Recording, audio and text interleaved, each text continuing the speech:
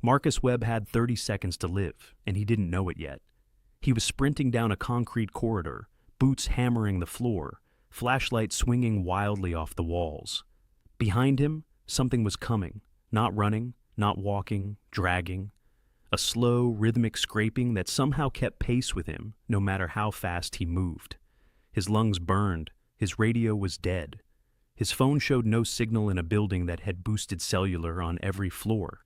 He hit a door, slammed through it, and collapsed against the wall on the other side, chest heaving, hands shaking. The dragging sound stopped. Silence. He waited 30 seconds. A minute. Nothing.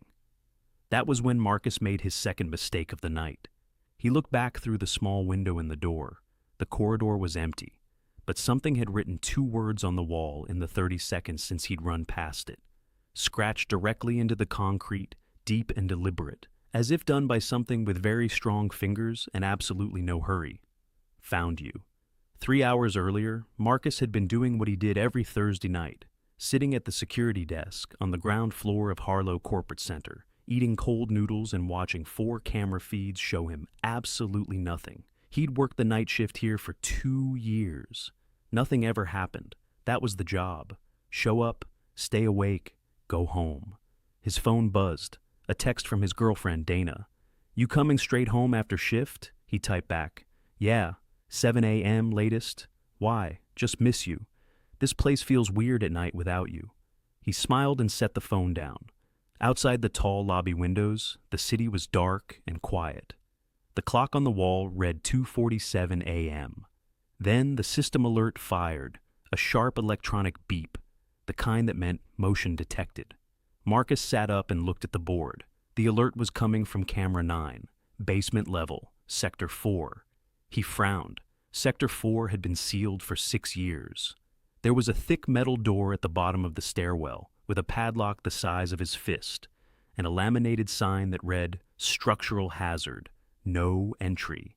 His supervisor had told him on his first day, "Don't worry about the basement, there's nothing down there." Marcus had never questioned it. Until now. He picked up his radio. "Control, this is Webb at Harlow Center. I've got a motion alert on camera 9, sector 4, basement. Can anyone confirm?" Static. He tried again. More static. He checked his phone. Full signal 1 second, then nothing the next, as if something had reached up through the floor and switched it off. He stood up slowly. He told himself it was probably a sensor malfunction, probably a rat. He told himself a lot of things. As he picked up his flashlight and walked toward the stairwell door, he almost turned back twice on the way down. The air changed below ground, thicker, colder, carrying a smell he couldn't name. Something old, something that had been sealed away for a long time and was not happy about it. At the bottom of the stairs, the padlock on the Sector 4 door was open. Not broken, not cut. Just open, sitting in the latch like someone had a key. "Hello?" His voice came out smaller than he intended. "Anyone down here?" No answer, just the low hum of old pipes and the distant sound of water dripping somewhere in the dark. Marcus pushed the door open. The room on the other side should not have existed. Based on the building's footprint, there was no space for a room this size. It stretched back at least 60 feet, maybe more, disappearing into shadow beyond what his flashlight could reach. And it was full of hospital beds. Old ones, bolted to the floor in rows, with thick leather restraint straps on the wrists and ankles. Some of the straps were worn smooth from use. Recent use. His flashlight moved slowly across the room and found the back wall. Names, hundreds of them, carved into the concrete at varying heights, varying depths, as if done over many years by many different hands. Workers, maintenance staff, security guards. He recognized 2 names. Colleagues who had quit suddenly in the past year. No explanation, no goodbye. His flashlight drifted lower. His name was there, 3rd from the bottom. Marcus Webb. The concrete around the letters was pale with fresh dust, as if it had been carved within the last few hours. "No." He said it out loud, one word, a reflex. "No, that's not." The lights died. Every light in the basement went out at once, and the darkness that replaced them was total and absolute. Marcus spun around, flashlight cutting a single beam through the black, and that was when he heard it for the first time. The dragging, coming from somewhere behind him in the room, slow, rhythmic, unhurried, the way something moves when it knows you have nowhere to go. Marcus ran. He hit the corridor outside the room at full speed, flashlight bouncing, and drove hard for the stairwell. The dragging came faster behind him, still not running, still that same terrible patient rhythm, but somehow accelerating, as if the laws of movement didn't apply to it. He slammed through the stairwell door and took the stairs 3 at a time, hands sliding up the railing, and closed around something warm. He yanked his hand back and pointed the flashlight up. A woman was standing on the landing above him, completely still, wearing a security uniform that didn't match the company's, older style, different badge, different cut.